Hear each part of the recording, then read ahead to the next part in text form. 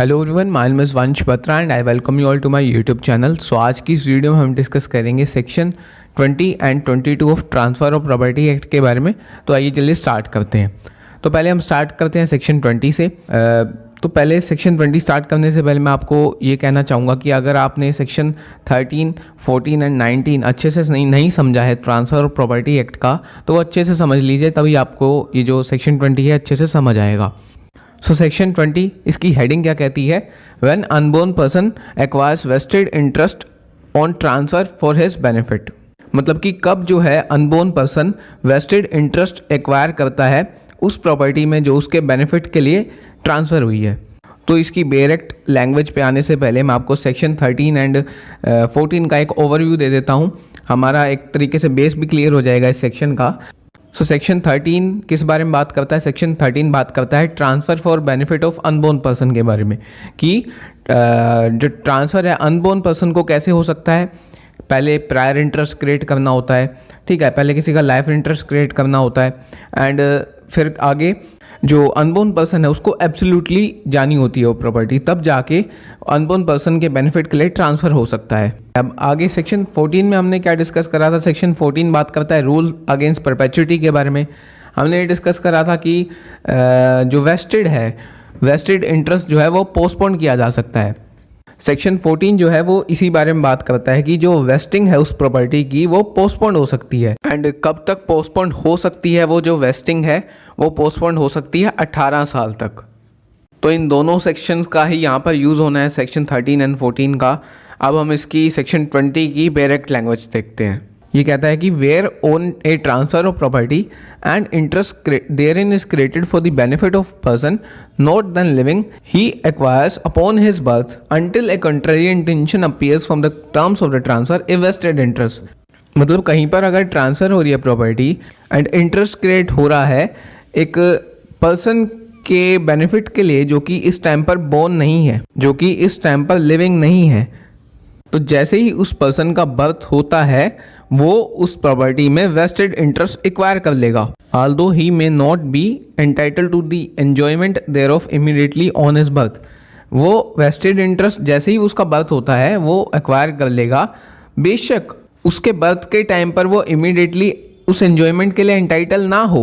And बीच में एक बात और बोली गई है, unless a contrary intention appears from the terms of the transfer. मतलब जो उसके बर्थ पर उसको वेस्टेड इंटरेस्ट मिल जाएगा उस पर्सन को, पर अगर कंट्रेरी इंटेंशन है वहाँ पर तब उसको वेस्टेड इंटरेस्ट वहाँ पर नहीं मिलेगा। कंट्रेरी इंटेंशन कब होती है?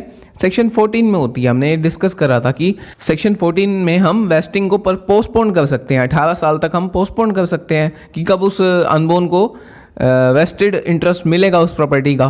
तो जो सेक्शन 14 है वो उसका कंट्रेरी इंटेंशन है वहाँ पर। इसको हम एक इलस्ट्रेशन से समझ लेते हैं, बिल्कुल अच्छे से क्लियर होगा, फिर हम सेक्शन 22 पर आएंगे। इलस्ट्रेशन देखिए, इलस्ट्रेशन क्या कह रहा है? ए ट्रांसफ़र करता है एक हाउस 1980 में बी को फॉर हिज लाइफ।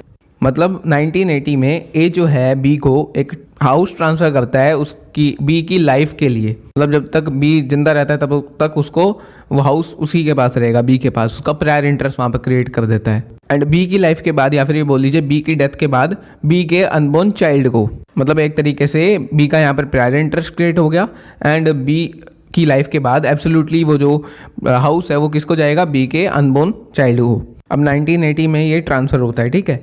अब बी का जो चाइल्ड है वो बोर्न हो जाता है 1990 में, 1990 में बी का चाइल्ड बोर्न हो जाता है। जैसे ही बी का चाइल्ड बोर्न होता है, the moment he is born he will take a vested interest in the property. अब जैसे ही वो बोर्न होता है उसका वेस्टेड इंटरेस्ट आ जाएगा उस प्रॉपर्टी में बी के चाइल्ड का। अब बेशक यहाँ पर बी के चाइल्ड को एंजॉयमेंट अभी ना मिला हो, एंजॉयमेंट तो तब मिलेगा जब बी की डेथ होगी यहाँ पर। अब बेशक यहाँ पर बी के जो चाइल्ड है, बी का जो चाइल्ड है, उसको पोजेशन ना मिला हो, उसको एंजॉयमेंट ना मिला हो उस प्रॉपर्टी का, पर उसका वेस्टेड इंटरेस्ट आ गया। अब यहाँ पर बी की डेथ हो जाती है सन 2000 में।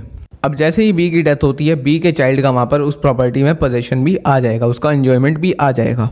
अब आगे जो ये लाइन लिखी गई है, unless a contrary intention appears from the terms of transfer, इसमें हम क्या इलस्ट्रेशन देख सकते हैं? इसी में अगर क्या हो, इसी इलस्ट्रेशन में क्या हो, यहाँ पर ए जो है बी को फॉर लाइफ एक हाउस ट्रांसफ़र कर दे एंड बी की लाइफ के बाद ये कहे जो ए है ये कहे कि बी की लाइफ के बाद वो जो हाउस है वो बी के अनबोर्न चाइल्ड को जाएगा जब वो 15 साल का होगा।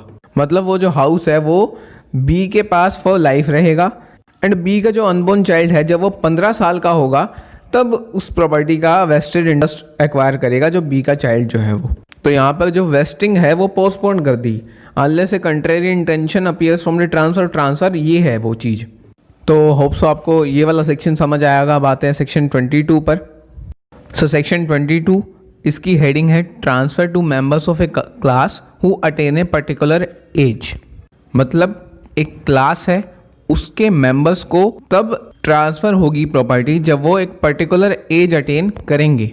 मतलब एक पर्टिकुलर एज अटेन होने पर उन क्लास के मेंबर्स को प्रॉपर्टी जानी है। तो यहाँ पर क्लास का क्या मतलब है, मेंबर्स ऑफ क्लास तो यहाँ लिख दिया, यहाँ पर क्लास का क्या मतलब है। क्लास का मतलब हो सकता है कि मान लीजिए कोई बिजनेस है, उसमें 4 लोग काम कर रहे हैं, 5 लोग काम कर रहे हैं, उन मेंबर्स को हम क्लास बोल सकते हैं। या फिर घर में कुछ भाई बहन हैं, उनको हम क्लास बोल सकते हैं। या फिर कोई पर्सन है जिसका नाम ए है या फिर बी है, उसके जो चिल्ड्रन हैं उनको हम क्लास बोल सकते हैं। मतलब क्लास का मतलब यहाँ पर ग्रुप ऑफ पीपल जिनको वो प्रॉपर्टी जानी है। इसकी डायरेक्ट लैंग्वेज पर आते हैं। ये कह रही है कि where on a transfer of property and interest therein is created in favour of such members only of a class as shall attain a particular age. कि जहाँ पर ट्रांसफर हो रही है प्रॉपर्टी एंड एक इंटरेस्ट क्रिएट हो रहा है क्लास के सिर्फ उन्हीं मेंबर्स के फेवर में जो एक पर्टिकुलर एज अटेन करेंगे। Such interest does not vest in any member of the class who has not attained that age. तो वो जो इंटरेस्ट है वो उन मेंबर्स के फेवर में ट्रांसफ़र नहीं होगा, या फिर ये बोल लीजिए कि उन मेंबर्स में वेस्ट नहीं होगा जो उस पर्टिकुलर एज को अटेन नहीं करते हैं। हमने क्या समझा कि जो मेंबर्स वहाँ पर वो पर्टिकुलर एज अटेन कर लेंगे उनमें वेस्ट हो जाएगी वो प्रॉपर्टी, एंड जो मेंबर्स वो पर्टिकुलर एज अटेन नहीं कर पाते उनके फेवर में वो जो इंटरेस्ट है वो वेस्ट नहीं होगा।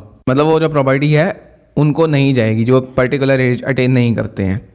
तो यहाँ पर हम इस डायरेक्ट से क्या समझ सकते हैं कि एक कंटिंजेंट इंटरेस्ट के बारे में बात कर रहा है। This section contemplates a transfer to a contingent class.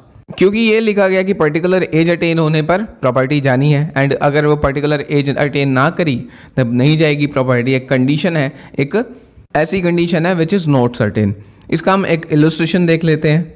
एक गिफ्ट मिलेगा ए के उन चिल्ड्रन को जो 18 साल की एज अटेन कर लेते हैं। A gift to such of children of A as shall attain the age of 18। तो 18 साल के होने पर जो ए के चिल्ड्रन हैं उनको वो गिफ्ट मिलेगा। अब यहाँ पे हम मान के चल सकते हैं कि ए के जो है 5 बच्चे हैं, और जो भी चाइल्ड 18 साल की एज अटेन करता जाएगा वैसे वैसे उसको वो गिफ्ट मिलता जाएगा। And no child of A has vested interest until he attain that age. And कोई भी चाइल्ड जो ए का है अगर वो 18 साल की एज अटेन नहीं करेगा तो उसको वो गिफ्ट नहीं मिलेगा, वो वेस्टेड इंटरेस्ट उस गिफ्ट में अटेन नहीं करेगा वो जो चाइल्ड है।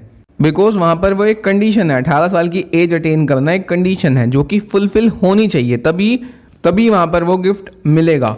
इन other words until those persons attain that age they have a contingent interest. हम दूसरे वर्ड्स में ये भी बोल सकते हैं कि जो वो पर्सन्स हैं जिनको वो गिफ्ट जाना है, जब तक वो 18 साल की एज अटेन नहीं करते तब तक उनका कंटिंजेंट इंटरेस्ट है। अब जैसे ही वो 18 साल की एज अटेन कर लेंगे उस प्रॉपर्टी में, उस गिफ्ट में, उनका वेस्टेड इंटरेस्ट आ जाएगा। तो ये हुआ हमारा सेक्शन 22। हमने सेक्शन 20 भी डिस्कस कर लिया। होप्स आपको दोनों सेक्शन समझ आए होंगे। अगर समझ आए, आपको अच्छी लगी वीडियो तो प्लीज़ लाइक कीजिएगा एंड सब्सक्राइब कीजिएगा इस यूट्यूब चैनल को लॉ बाय वंश बत्रा को, और भी लॉ टॉपिक से रिलेटेड वीडियोस देखने के लिए। एंड कोई डाउट रहता है आपका तो आप नीचे कमेंट भी कर सकते हैं। So that was it for today. Have a nice day.